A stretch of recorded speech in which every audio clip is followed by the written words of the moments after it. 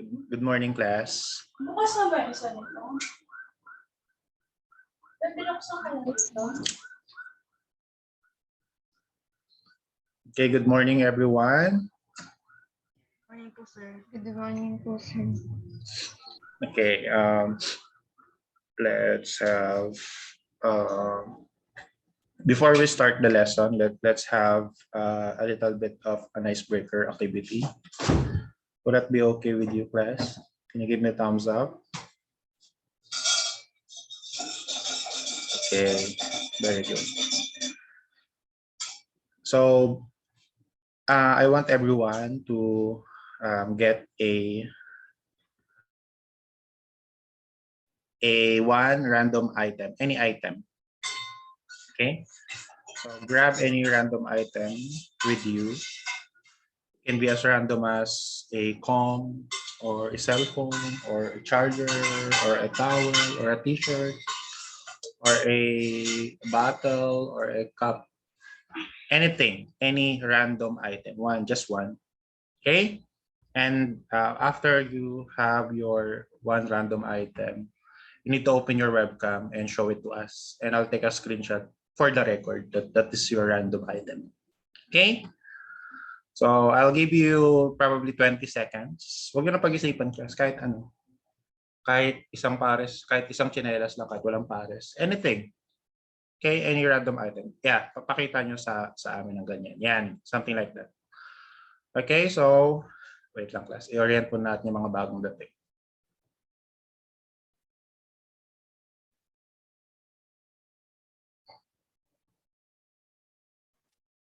Okay, so everyone, yung mga bagong dating, kung naririnig nyo kami, we have an icebreaker activity. You just need to give us a one random item. Anything, any random item that you need to show it to us.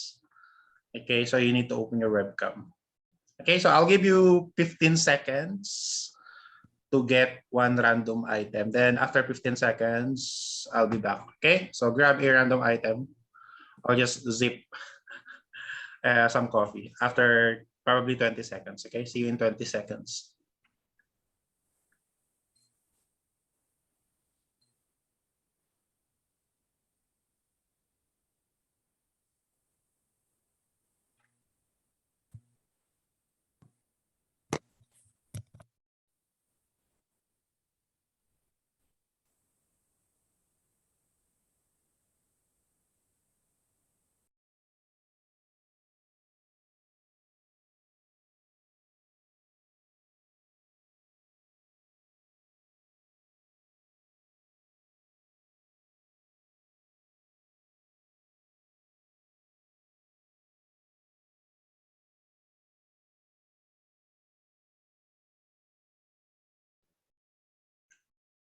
Okay, so everyone, please open your webcam and show to us that one random item that you got there. Ano yan, Farhana? Ballpen ba yan? Okay, so for example, ganito. Okay, papakita nyo lang, sa screenshot ko for the record that is your random item. Yan, okay? And after ko screenshot, may gagawin tayo, okay? So, hindi pwedeng hindi mag-open ng webcam, class. Kailangan nyo ipakita for the record yung item nyo. O kung hindi naman talaga, kung sira yung webcam, i-chat nyo yung, kung ano yung item na nagamit nyo. Okay? Okay. Ano yan, Melchizedek? Supply, sir, supply. Yeah. A circular comb. Okay, Lance, Sean, ano yung item nyo?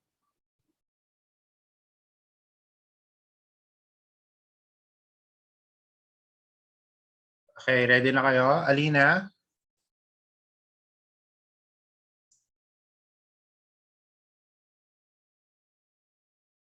Okay, ang hinihintay na lang natin si Alina. Alina, sira ba webcam mo? Yung mga sira yung webcam, i-chat nyo yung Okay, good. So, cup din sa'yo. Ano, isang item lang yan na, Alina. Hindi kasama yung kutsara. Or kutsara lang, hindi kasama yung cup. Ayan, isa lang ha. Okay. Si Lance na lang hinintay natin. Lance and Sean. Sean? Sean? Can you hear us? Okay. Si ano na lang, si Kimberly. Okay. Okay, si ano na lang talaga, Sean. Sean. Kamusta ka dyan, Sean? Ano yung item mo? Bala ka, hindi tayo uusad pag wala kang item. I-chat mo na lang kung sira webcam mo. Hindi ka namin naririnig. Nasasalita ka na ba? Sean?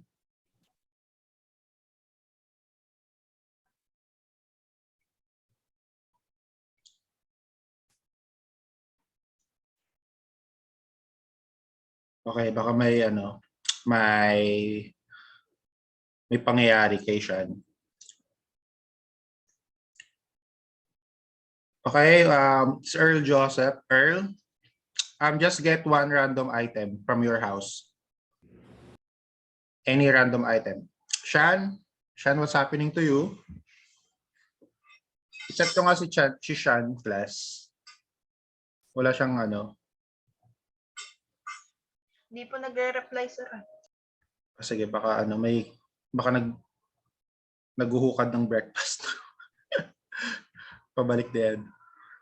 Okay, Earl, we have an icebreaker activity. Just get one random item from your, from anything. Okay. Yeah, just buksan mo yung webcam mo, then pakita mo sa amin. Kapag ano, wala pa rin si Sean item, ako na lang magtatalaga sa kanya. So ito yung item ni Sean, sukulay, okay? Kasi may crucial talaga na dapat kayo lahat may item. Okay, ready ka na, Earl?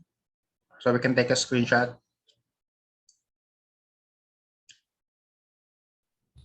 Okay, so open your webcam, then show it to us. Then let's take a screenshot.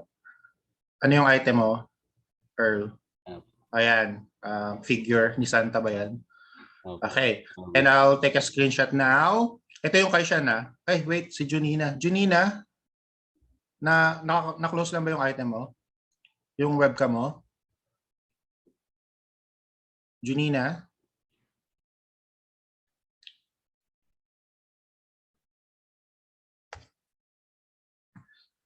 Wait lang, class ah.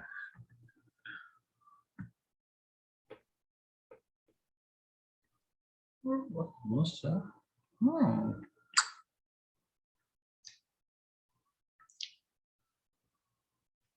Okay,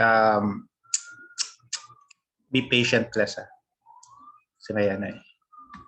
May bagong dating. Sa mga bagong dating, kindly get one random item from your house, anything, then show it to sa webcam nyo, then i-screenshot natin for the record na yun yung item nyo. Okay?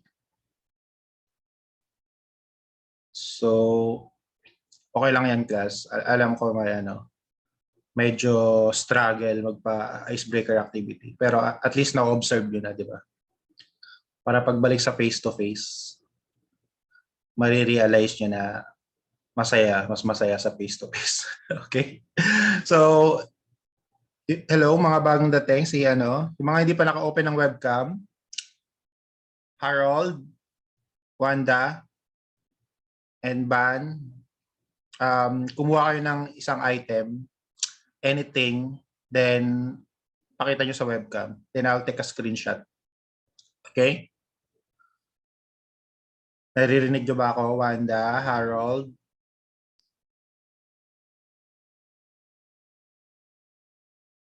Okay, hindi tayo nila naririnig. Ganito na lang. Last na. Everyone, so Rogelio, open nyo na webcam nyo. Wanda, and everyone. And Kim. Ang walang ang item, ang hindi naka-open ng webcam, ako yung magbibigay ng item sa kanila. Okay?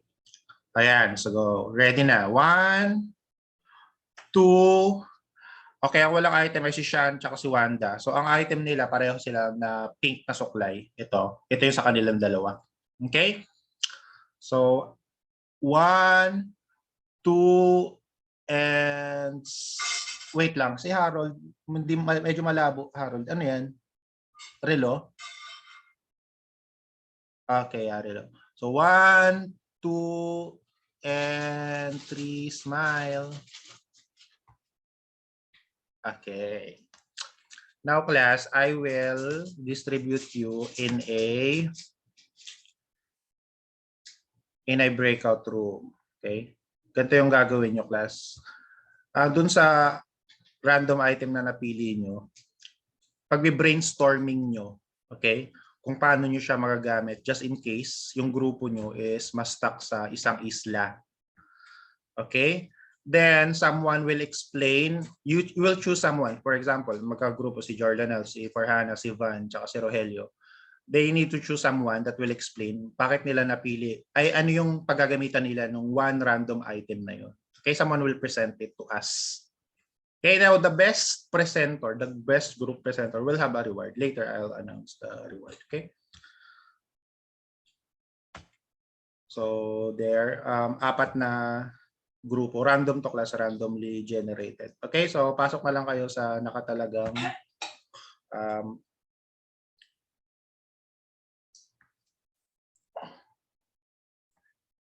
room sa inyo. Saglit lang. Saglit lang. One moment. Okay, so pasok na lang kayo sa breakout room. Nilalakihan ko lang yung alright. Print screen.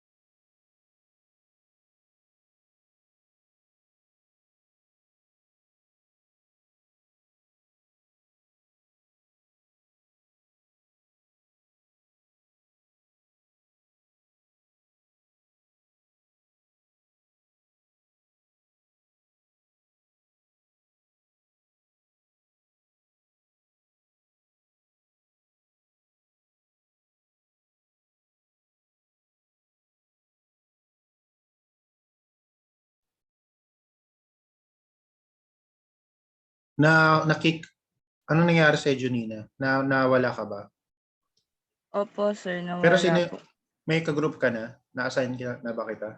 Ano yung group? Wala, Wala wala pa. pa po ata. Sige, sa ano ka na group ko.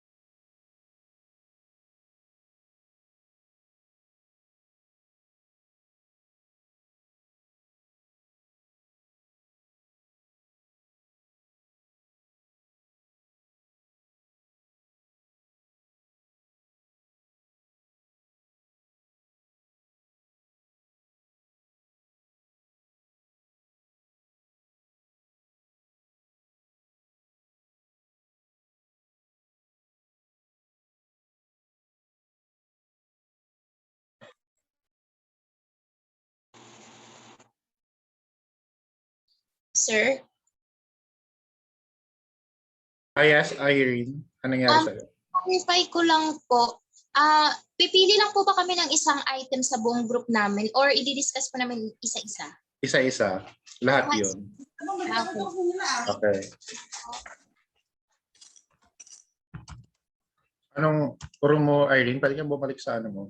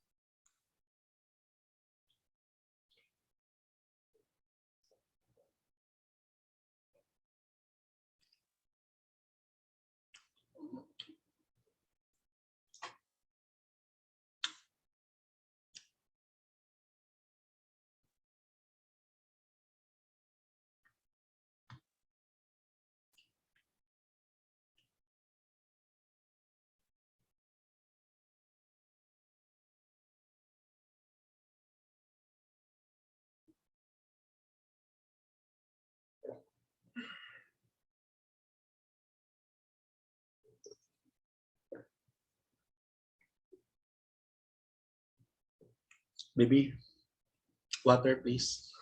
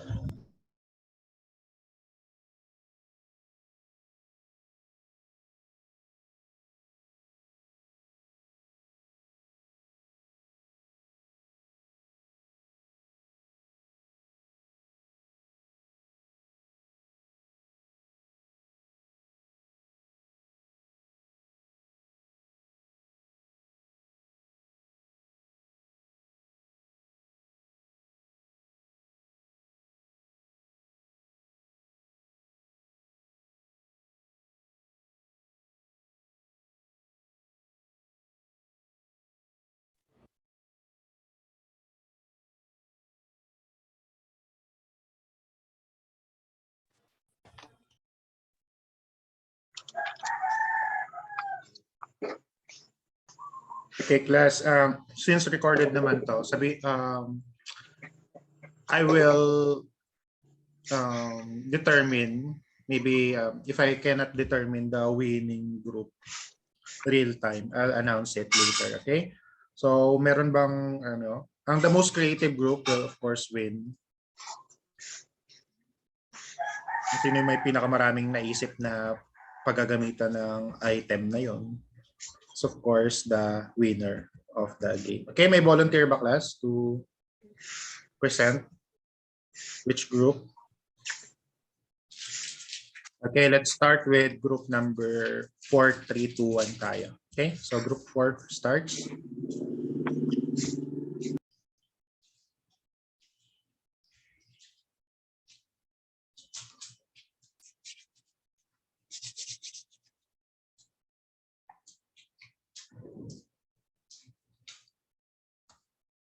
Anyone? Kimberly, Farhana, Angelo, Melchizedek, anyone from group 4? Sino yung representative nyo na mag-explain? Ako po pala, sir. Okay, go. Okay, Angelo. so ang item po namin is alcohol, yung suklay na brush comb, suklay ni Kent, yung pink po na suklay, and baso and ballpen. So if ever naman po na ma-stranded sa island, of course, ang gamit na meron ka would be yung 5 na yon and yung damit mo. So first things first, na-stranded ka sa island, may tendency magkaroon ka ng sugat. Diyan papasok si alcohol. So i-disinfect si sugat, of course, dahil you need to stay alive. Second, yung comb na brush comb. Pabilog po kasi yon. So since na-stranded ka sa island, you're going to explore the possibility dun sa island. Kasi syempre, hindi lang pwede kung saan ka lang napadpad, dun ka lang. Of course, you need to scavenge. Maghahanap ka ng food para mabuhay ka. So with that, pwede mo siyang gawing pambato if ever na may mga wild animal para mataboy mo siya, ma-show mo lang siya, and then parang just to give you a time para makatakbo. And then if ever naman nakaalis na, you can get it naman ulit. And next, pwede din itong pampukpok sa food, especially sa isda. Pero I'll explain that later.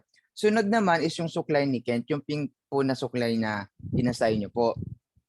With that, since it is made out of plastic, hahasain siya sa mga bato in order to create a knife. Total plastic siya. So hahasain yon.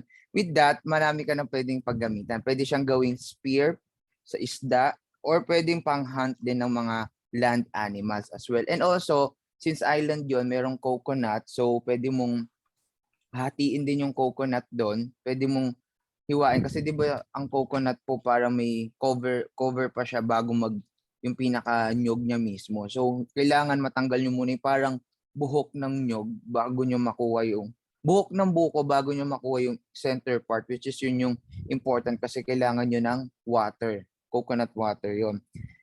And then ayun na nga po, meron ka ng spear, so meron ka ng may parang knife like ka na. So gagawin mo is yung sa comb, brush comb, babalik tayo doon, pwede din siya pamukpok sa food, especially sa isda because it's ethically correct na hindi siya yung, di ba, nanghuli ka ng isda, hindi yung hihintayin mo siya na mamatay. Of course, pupukpukin mo na siya kasi para matapos na rin yung life niya, para hindi ka na rin matagalan dun sa pag-aantay. Kasi syempre, minsan, pumapasok din sa atin yung awa. Ganon. Tapos, din napatay mo na isda. Ang next doon is si alcohol ulit. Siya yung magiging panimula doon sa apoy. So with that, makakapag-create ka na ng apoy, makakapagluto ka na. With that tree, pwede ka nang makasurvive. Now, papasok na si baso. Since nag-ikot-ikot ka na, let's make believe na merong fresh water or ilog or sapa within sa gitna ng island. With the water, pwede mong gawin is you can get it and drink sa fresh water kasi hindi po pwedeng uminom ka sa ocean water kasi salt yon, masama sa health. With the help of your clothes, yung damit mo, nasuot mo bago ka mapunta doon, of course, hindi ka naman naked na pupunta sa island na stranded, you can use this to strain away the dirt dun sa sa mismong ilog or whatever na sapa para at least sure ka din na kahit papaano safe din yung iinumin mo. And lastly, papasok din yung ballpen ni FAR. It will act also as a defense weapon and at the same time, pansulat din to kung ilang days ka na stranded. Pwede mo ding isulat dun yung date. Siyempre, of course, bago ka ma-stranded, let's say na may pupunta ka na ibang bansa or airplane or boat. So alam mo kahit paano yung araw ng departure mo or whatsoever. So with that, pwede mo isulat yon para malaman mo kung ilang days ka na. And at the same time, yung ballpen na rin po kasi matulis siya just in case na yung sa suklay na pink na suklay ni Kent is hindi mo pa nahahasa. You can use the ballpen also para mag-create ng mga dots dun sa coconut. Ang dots, tapos with the help of that dots, pwede mo na siyang parang hiwain, pwedeng iano mo na siya ng kamay mo para para kahit paano makuha mo na yung center, which is yung coconut water and coconut meat po. So yun lang po, sir. Thank you. Okay, so round of applause for group 4, everyone. Okay. Thank you, Jello. And next, group 3. So yun po sir, yung items po namin is isang kutsara, dalawang mug, bulb or bumbilya, tsaka yung earphones po. So yung una is po yung kutsara, which is pwedeng gamitin kiskis, act as a knife. And yun, pag may matulis ka na object, pwede mo na siyang madaming gamitin. Tapos, next is yung mug po na dalawa. Yung isa, pwede siyang lutuan, which is, yun, pwede doon na magluto kasi hindi naman pwede na laging sashimi lang yung kainin mo na na isda. So, para makasurvive ka. Tapos, yung isang mug po is panalok ng tubig sa sa fresh water galing sa trees. Yun po. Tapos, yung bulb, tsaka yung bulb plus yung wires ng earphones plus salt water is magpapagala niya yung bulb. Yun, mag-aaral mo ng energy. So, meron ng liwanag sa gabi or akas flashlight. Tapos, yung earphones, kung di man gamitin sa whereas kung yung earphones kung di man siya gamitin na wire sa bulb is pwede siyang panali sa gagawin yung shelter, and pwede siyang panali itatali sa knife, tapos yun yung parang panghuli mo ng isda. Ayun po. Sure ka ba? May kuryente ba sa isla nyo? Salt water, tapos Ayun. yung wire, tapos yung bulb po. Okay. Sige, Jordanelle. Group 2. Hello po, sir. So, Ayan. yung una po naming item is ballpen. Sabi pwede daw pong gawing sumpit yung ginagawa ng iba na nilalagyan siya ng Needle. straw or Yeah. cover din sa tapos inihipan po. And then, pwede din po siyang gawing weapon since matulis po yung niya, yung sa dulo.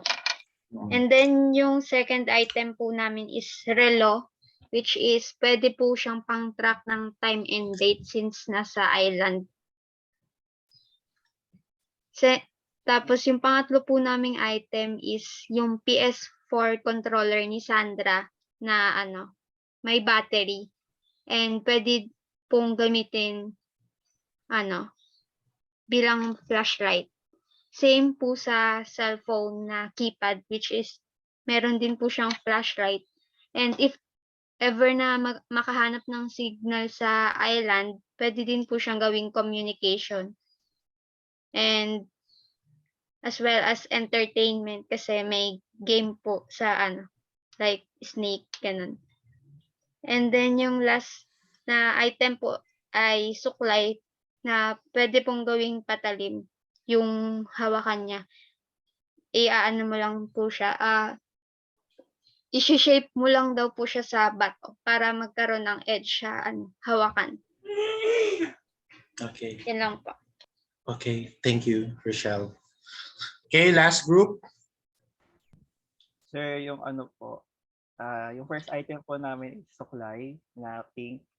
So ayun din po, same lang din po. Gagamitin din po namin siya as a tool to collect and ano po, to hunt. And then yung ano po, next is yung keychain. So pwede po namin siya magamit as fish hook po, panghuli po sa mga isda, ganun. And then next po is yung joystick controller. So electronics po siya. So may chance po na magamit po siya as ignition po para po makagawa ng apoy. And then ano ba? Hello, Ban. Nawawala audio mo. Hello po. Oh, yeah. Okay na. And then next po is yung ano na ba nasabi? Sa pangatlong item ka na. Next po is yung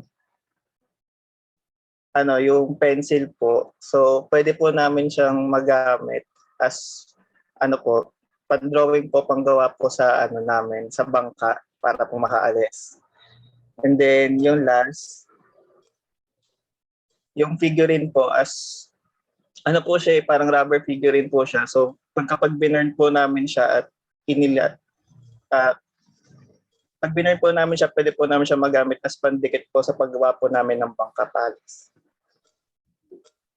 I see. Okay na? Yun lang po, sir. Okay. So, TBA muna ang winning group.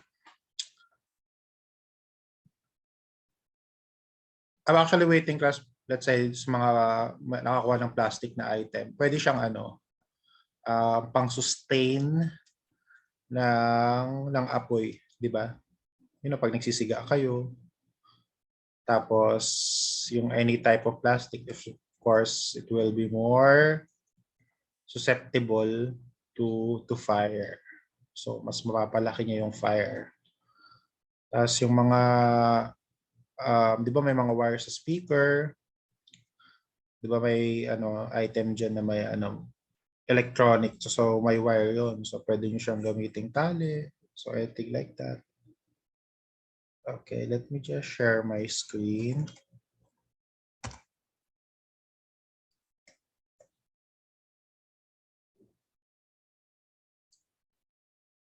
Share sound. Okay, so here is our topic for today. So 8 principles of user interface.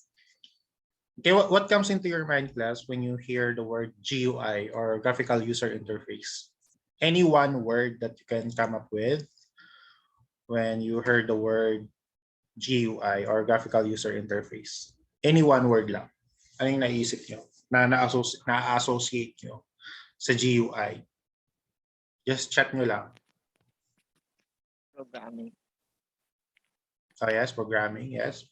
What else?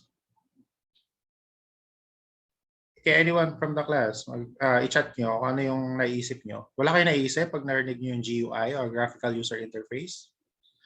Hindi nyo siya na-associate kahit na sa Okay, icons. Pwede nyo siyang ma-associate sa sa TV show. So anything. Sa kakanin. Kung ano yung siya na-associate. Alright, very good. System, visual, intuition, GUI. Okay? User interface, navigation. Correct. Yes, visual interaction. Media. Okay. So previously class, yes, interactive. Previously, we talked about the relationship between data, information, okay, and media. We also learn about different types of media, the 3 categories of media, the dynamic, static, and the interactive media, and what are those files that are related to that. And now we'll talk about the different types of 8 principles of graphical user interface. or GUI or user interface to simplify it. So there are eight principles, okay, of graphical user interface.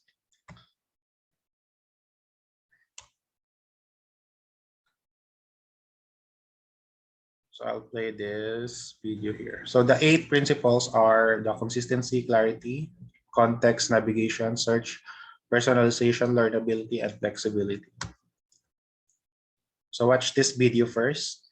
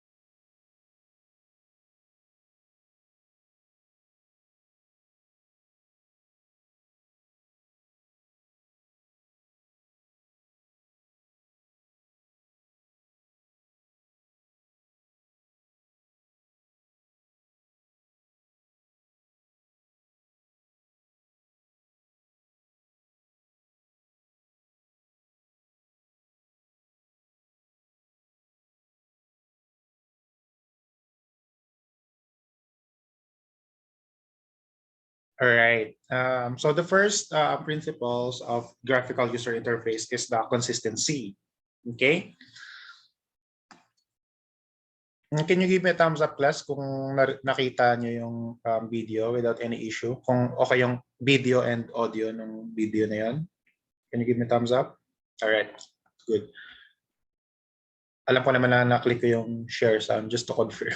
Okay. So consistency means the interface design is in harmony and the same applies to all screen. You know, class, naka-contextualize yung 8 principles of the graphical user interface natin. Of course, sa learning management system. But learning management system is also one software. So these 8 principles of GUI is applicable to not just for software or application, but also for operating system. Okay. So just for example, one of the 8 principles of GUI is the principle of search function. So if you observe one particular operating system or OS, your desktop itself. So if it's Windows 10, all of the Windows have search function. Okay. So you can see that you have an option to search there in your Windows OS, but also you have a search function in almost all the software that you are using. It can range from an e-commerce platform such as Zalora, Lazada, Shopee, or to video streaming software, Disney Plus, Netflix, HBO Go, to learning management system, Edmodo, Schoology, to social media platforms. Okay, so Facebook, Twitter, TikTok, all of that have search function. Okay, so this is not only applicable to software but also for operating system. Okay, now of course clear naman sa inyo, meron kayong solid understanding what's the difference between, you know, OS, operating system, and a software or application, right? So nothing to be confused about that, right, class? Can you give me a thumbs up if so hindi clear sa inyo yung difference between OS and software and application? So the same lang yung software and application, class, okay? And operating system is of course the metaphor to that. We can say that is an OS is also a software, but that particular operating system, categorically speaking, it is something that houses, okay, that accommodate those software and application. For example, of an OS is of course the most famous OS probably in the world right now is Android. Okay, Android OS. So Android is an operating system. So and iOS for Apple, for desktop, it's Windows, it's Linux. Okay, so those are the OS. Also, big companies have their own proprietary operating system, such as, of course, Apple. They have Mac OS. They also have the iOS. May nakakalabaklas kung ano yung proprietary operating system na Huawei. Diba gumawa sila ng their own OS kasi nga they were restricted to use the Android OS for security purposes. So what is now the OS that they are using? Kung may nakakalam, i-chat nyo. Okay, very good. Journal. It's Harmony OS. Okay. So we also have the proprietary OS of Samsung. Samsung have their own version of Android. So they have their own OS. May nakakalam ba kung ano yung OS na ginagamit ng Samsung, which is their own operating system? So Huawei is Harmony OS and Samsung is the Bada OS, okay, BABA. Bada OS or Ocean. So Bada is a Korean word for ocean or sea. Since of course we know that Samsung is a South Korean company, so that's their operating system. Okay, so this is not only applicable to software, but also software and application, but also for an operating system, the OS. So consistency, principle of consistency.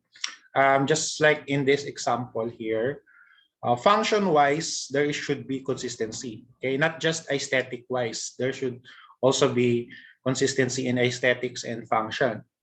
Based on this example, that the lesson one indicated there, that if you click the summary button, of course, you'll get the summary of the lesson one. And in the next window of that particular software, if you click the summary of the lesson 2, of course, you will be presented the summary of the lesson 2, not the summary of lesson 1. Okay, so that you can observe the principle of consistency. And for example, the most common software that you are using is, let's say, Facebook. Okay, sa landing page ng Facebook is, of course, yung theme niya is color blue already. So what would happen if, everything from the font, okay, and the feel of that particular application is, solid color blue or a bit of color blue. Then pag login nyo, nag-sign kayo, username, password, email address, password, then pag sign in nyo, the rest of the software of the application is color red. Okay, so it's like, it's not harmonious. So sa landing page pa lang, dapat it will give you a little bit of orientation of what to expect once you log into that particular platform of that particular page. For example, sa TikTok, di ba, class? Sa pag-login mo pa lang, puro black yung theme nung nung landing page na. So kapag nag-login ka, di ba, almost color black and the rest of the yung theme niya. So there is a consistency in function. There is also consistency in aesthetics. So that's the first principle, the principle of consistency. Next is the principle of clarity. Means that the labels are clear and all the icons make it easy to understand. Users should also use the relevant icons or graphics, indicate the information. Icons, words, commands should be clearly labeled so that users can understand them easily. Now, class, once you, of course, sabi nyo nga, pag narinig nyo yung GUI, mabilis kayong alam nyo na kaagad, isa sa word na nag-pop up sa isip nyo is yung icon. Okay? So dapat may clear use of icon. Kapag nakakita tayo ng 3 dots on the upper left corner of that particular page software, dapat meron na tayong clear understanding na okay, this must have a function that will do this automatically, di ba? Pag may 3 dots dun sa upper right, that is clickable. Alam niyo na agad na clickable. Or pag nakita niyo yung word na wait lang. I'll just get my smartphone. For example, class, yung sa Facebook, you know exactly where to search. Okay? For the search function and the page and the part where you will need to post something is clearly differentiated. Just imagine, class, the difference just imagine the disaster kapag hindi clear yung search and yung what's on your mind function ng Facebook. Okay, let's say it's confusing where the function, okay, the presentation of those two functions, the search and the what's on your mind. So kapag may nag-search ka, pag may ni-stalk ka, suddenly mapupunta yun sa page mo kasi nalito ka, akala mo yun yung search function, yung pala yung what's on your mind. So just imagine the disaster of that particular software kapag nag-change yung two function na yun, pag hindi clear yung presentation na yun. And automatically, kapag nakakita tayo ng it's like a magnifying glass, automatically that particular function is for you to search something. Okay? And the bell icon always for notification, and if there is a play button that is related usually to video, okay, the play button automatically. And you will also see that there are times, instances that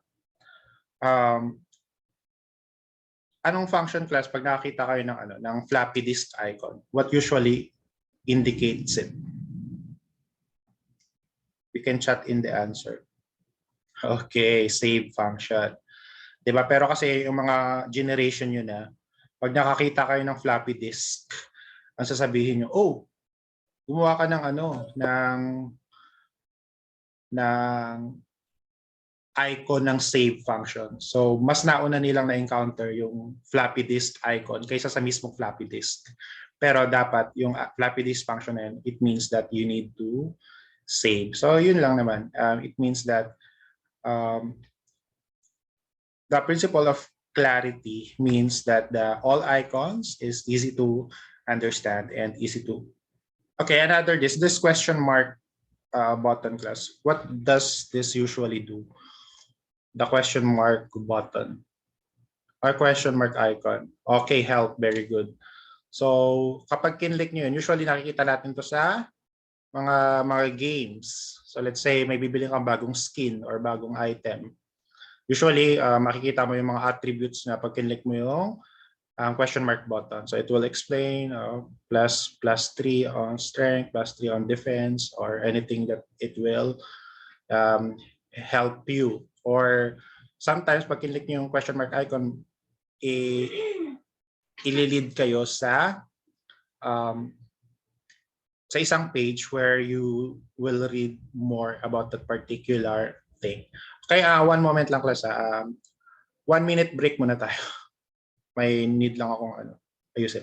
1 minute lang class. See you in after 60 seconds.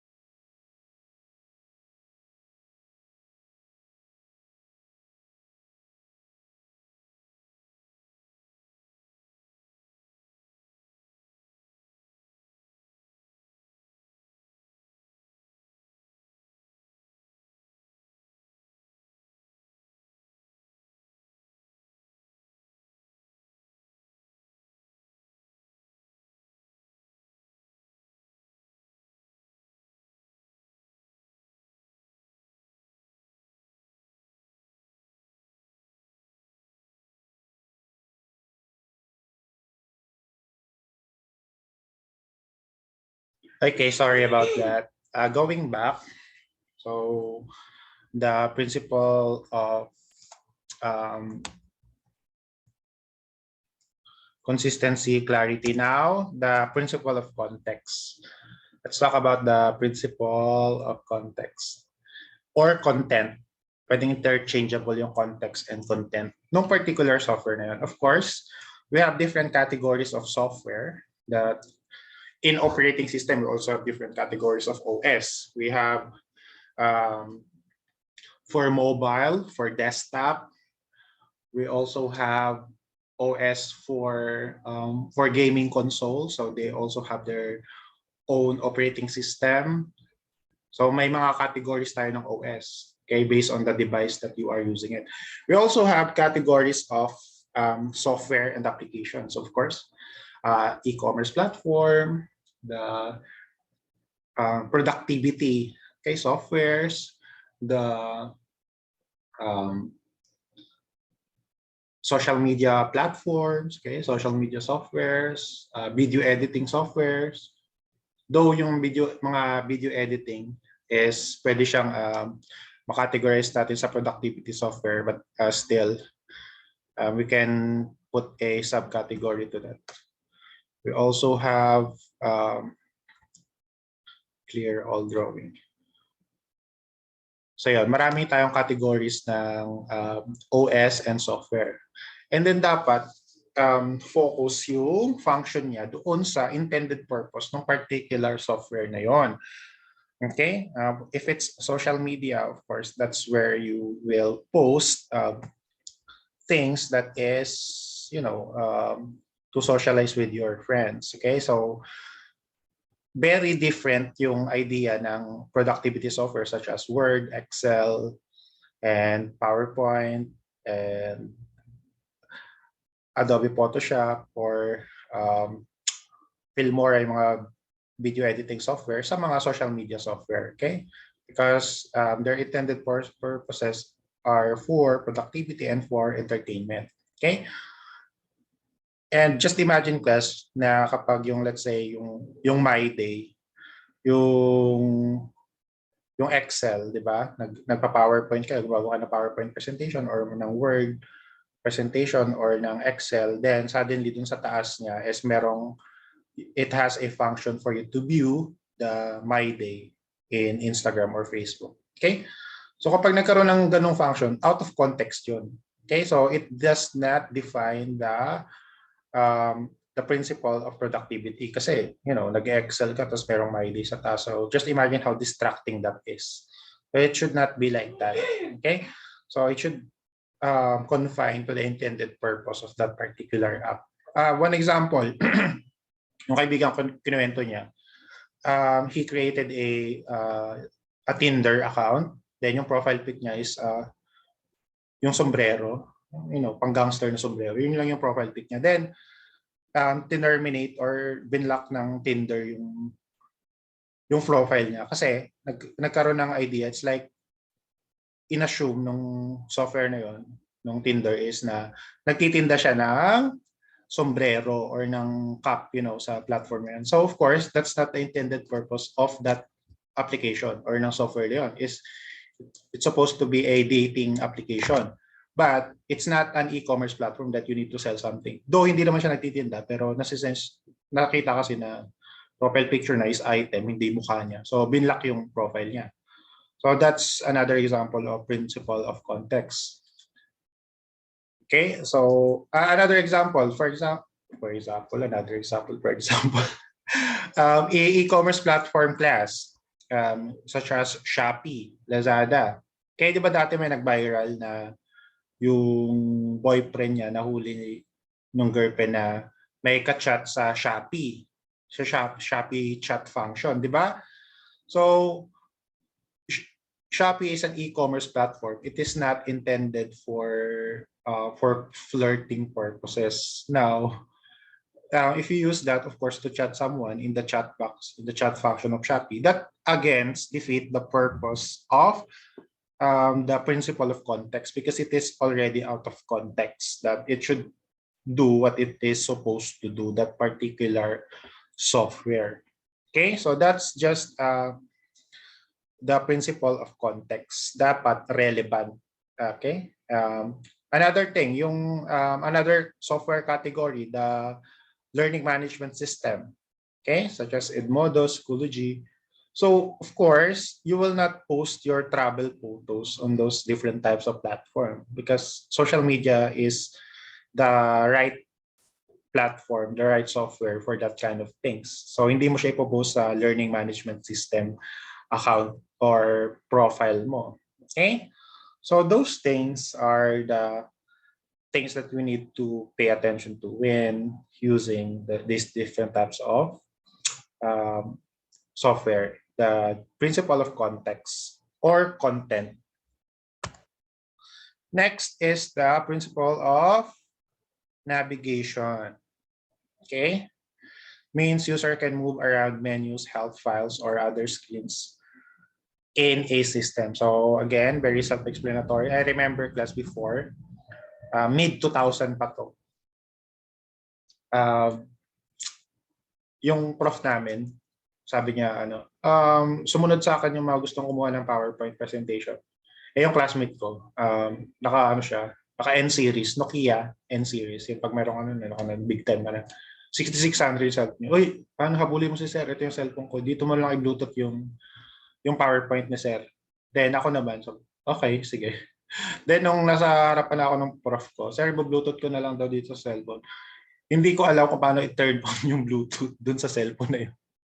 So, that is probably my experience in the principle of navigation because I really don't know how to navigate it. Kasi, parang era pa yun, 17 years ago na yun. So, it's like, nangangain ng tanga. Di ba kapag meron tayong term na ganun, na kapag yung isang device, yung user interface niya, hindi mo siya manavigate ng maayos. Nangangain ng tanga yung na yan, yung tablet na yan, hindi mo alam kung saan pupunta. Yung something like that. Okay? So, the principle of navigation is you should easily navigate all throughout the application. For example, in your Shopee application, how easily can you go to your completed purchases in Shopee or in Lazada? Okay, i-rate nyo siya in 1 to 10, 10 being the easiest or 1 being the hardest. How easy it is for you to locate your completed purchases in Shopee or in Lazada. So i-rate nyo class. Pag 5 over 10, ang dami nyo pong kailangang hanapin para mapunta doon sa completed purchases. Pag 10 over 10, so nandun na kagad sa harap nyo. It's very easy for you to navigate it.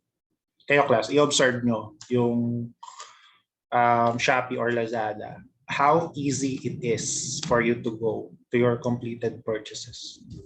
Kapag 5 over 10, naliligaw kayo. Okay, Shopee. Okay, very good, Jordanelle. So for Lazada, 6 over 10 daw. Sa Shopee, mga 9 over 10. Ako class, siguro i-rate ko siya sa Shopee is mga 7 over 10. Kasi parang recently ko lang talaga nagamay kung paano pumunta doon sa completed purchases. Kailangan pala pumunta dito. Kasi parang recently lang talaga. I've been using it for like 2 years. And for the past 6 months ko lang nagamay na doon pala pupunta kapag gusto mo makita yung completed purchases. So those things, class. Okay? So that is the principle of navigation, how easily it is for you to move menus.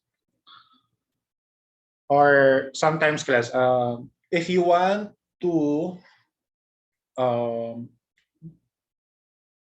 deactivate, let's say deactivate your Facebook, sometimes it is also quite challenging where to go if you want to deactivate. Okay? That particular, kailangan pang i-Google search.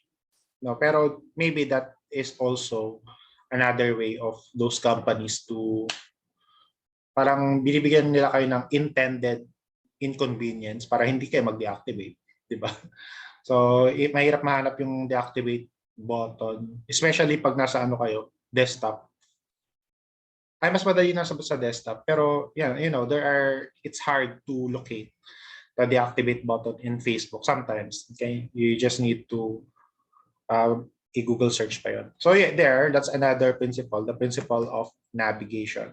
Means users can move around the menus, help files, or other screens. So again, hindi lang to applicable sa desktop, sa laptop, sa tablet. Pwede rin tong sa smart TV, okay, smart TVs and your game console interface, so etc. This is all applicable to anything that has an operating system and softwares. Next is very self-explanatory. Any software and OS dapat it has the principle of search. Means the system enables users to search keywords or glossary. The user interface should have a search function. Okay. It should provide multiple ways for users to make queries by grouping or sorting. The system should provide users as a preview in order to get a word correct page. Okay, so not just for search function. When you are searching, it is also best best practices from those types of softwares and OSs, the predictability of what you are searching. Okay, though the suggestion when you are searching, that is also present in those different types of software. Okay, so pag tinype nyo sa Google, okay, the name of celebrity, meron na kagad predictive things that you are about to search. So the more you use it, the more the search function is more na mas nagiging user-friendly yung search interface, the more you use it. Okay, because it gathers data from your search history that it will be easy for them to predict what you are about to search. Okay, so I'm very sure you know what I mean kasi babad naman kayo dyan. Pag titype mo pa ka lang sa Netflix, di ba? Kahit ST pa lang yung sinesearch mo, lalabas na kagad doon, Stranger Things Season 4. Something like that. Okay? ST pa lang yung tinatype mo. So, search function, dapat present yan sa lahat ng operating system and softwares that we are using. Next is, class, meron pala tayong after this, I will give a graded activity. Okay? I-type ko na lang sa chat box yung link. So next is the principle of learnability. So you need to listen, class, to this discussion so that you can answer the quiz. Quiz pala yun, quiz. Means the system provides a support or information and help file to make the system easy to understand. Okay? So sino, class, yung pinaka-famous na personalization ng learnability or yung character niya is intended to help the user? Medyo sikat to, class, during the early 2000s. Yung icon niya is like a clipboard na ginawang character. Okay, yeah. Si Jordanelle. Si Clippy. Yes, correct. So Clippy is the personalization of the principle of learnability or help tool. You know, Clippy is like a character that will assist you on how to use their productivity software, okay, such as Word, PowerPoint, Excel. And ito, class, yung one example of the learnability function is the sa YouTube. Okay, so YouTube is also a platform, a software that dapat lahat ng 8 principles ito is applicable to them. So their learnability, if you sign up to YouTube and you want to be a creator, their learnability is not just text, but also a whole video. It's like a video series on how to assist you to become successful in YouTube. Okay? So sa ibang software, ang learnability function lang nila ay text, which is just explain the function. Okay? It will assist you or give you a link to go to read more about that particular function. But in YouTube, they have a whole video series. So I think wala nang makakatalo sa YouTube doon. Na ang learnability nila is one video series on how to, be more successful in YouTube. Yun nga, pag sa ibang software, okay, hindi lang applicable din to, class, sa mga interactive media, mga simulation, video games. It can range from Tetris to, Mobile Legends. Yung lahat ng software na ginagamit niya. Mga Call of Duty, lahat yan, Dota, applicable pa rin to. Kasi lahat yun merong learnability. Okay, dito papasok yung tutorial also sa mga games na nilalaro natin. Okay? So let's say naglaro ka ng Pokemon Unite. ng, di ba, lahat yun, and Mobile Legends din. Yung pinaka first few part ng paglalaro mo is tuturo ka maglakad, yun yung pinakauna.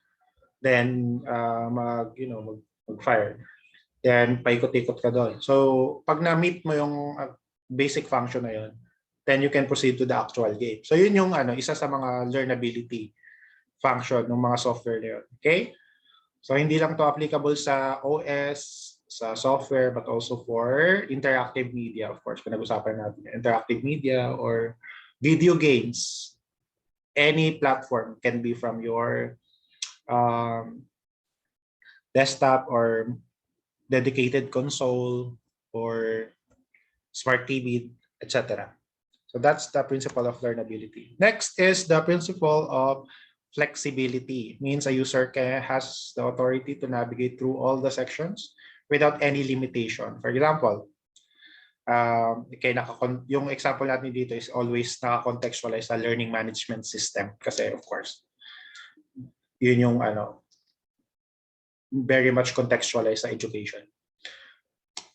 One thing that I can give a good example of this is the Zoom.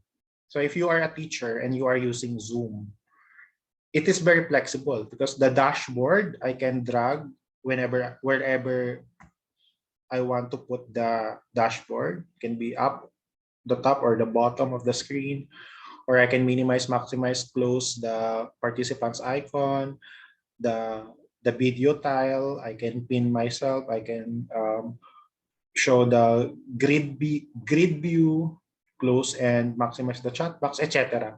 So I really find the Zoom conferencing software very flexible, okay, because very user friendly and I can do a lot of things with it.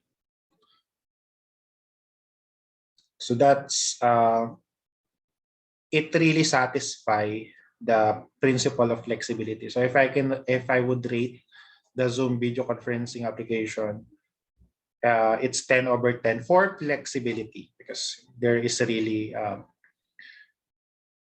flexible. Another function of flexibility is, let's say, your Netflix. One flexibility function of Netflix is that if you go to your home screen, Netflix will still play in the background. We'd have a very little window that the show that you're watching will still continue to play. Okay, so that can be considered under the principle of flexibility.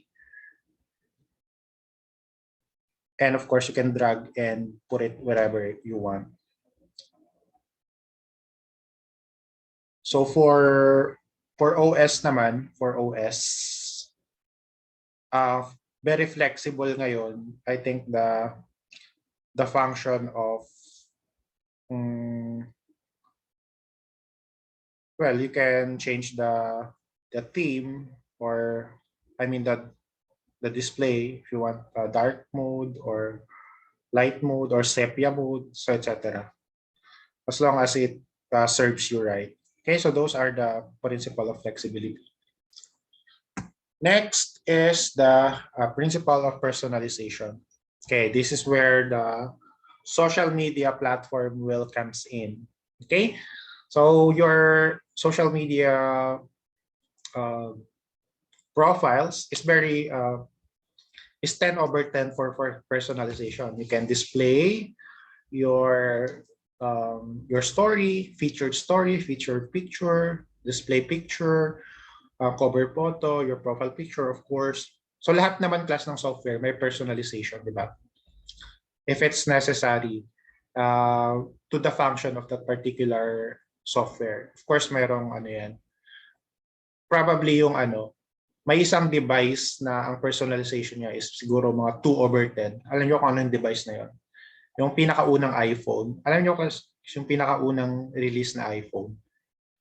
Isa lang yung wallpaper niya. Yung planet Earth. So lahat ng first generation iPhone, hindi mo pwedeng palitan yung theme niya, yung background niya. It's all planet Earth. Yun lang. So, mga 2/10 yung personalization function ng device na yun. You cannot even change the wallpaper. Ano lang siya. Planet Earth lang. Of course, yung mga desktop natin, laptop natin, can change the wallpaper, the theme that we want to do with it. Okay, so that's the principle of personalization. So make your own personal or individual learning. Again, naka-contextualize pa rin to sa learning management system. And it's up to you. Pag sa LMS naman class, yung personalization mo is of course not just for aesthetic purposes but also for your own pace. Kasi let's say the slideshow viewer, it depends on your learning preference.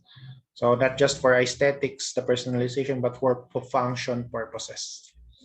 Okay, so those are the 8 principles of GUI or user interface: the consistency, the clarity, context, navigation, search, personalization, learnability, and flexibility. May tanong ba kayo, class, before we proceed to your graded activity? Nan?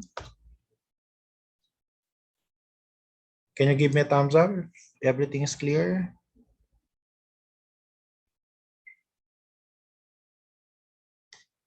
Okay. Sobrang dali lang naman class ng quiz nyo, ng graded activity nyo.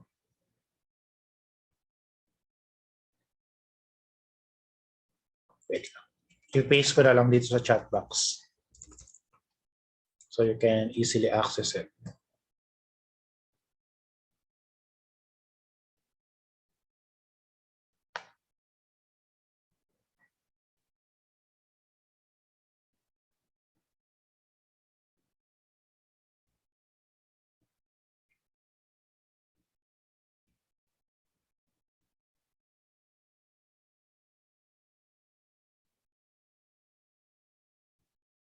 Send shorted URL copy. Okay, so ito class, dito sa chat box, access nyo na lang siya. So that is your activity for this lesson. So ang haba pa ng time. 5 tanong lang yan. And you have almost 2 weeks to finish that. June 9 is the deadline. Okay? So, i-save nyo na yung link or probably I'll just post the link sa chat box, sa GC natin. If you don't have any more question, you can now open our webcam, everyone, and take a screenshot.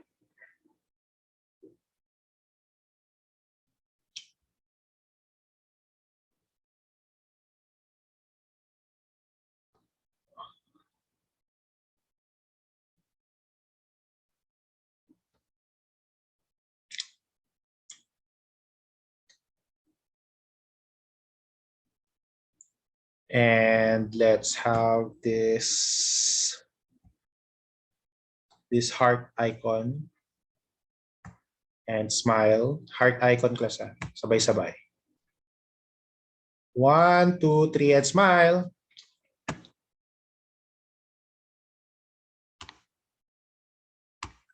Okay. So that would be all for today. And have a great weekend. Goodbye, class. Thank you, sir. Thank you po, po, sir. sir. Sir. Welcome. Bye. Bye. Okay po.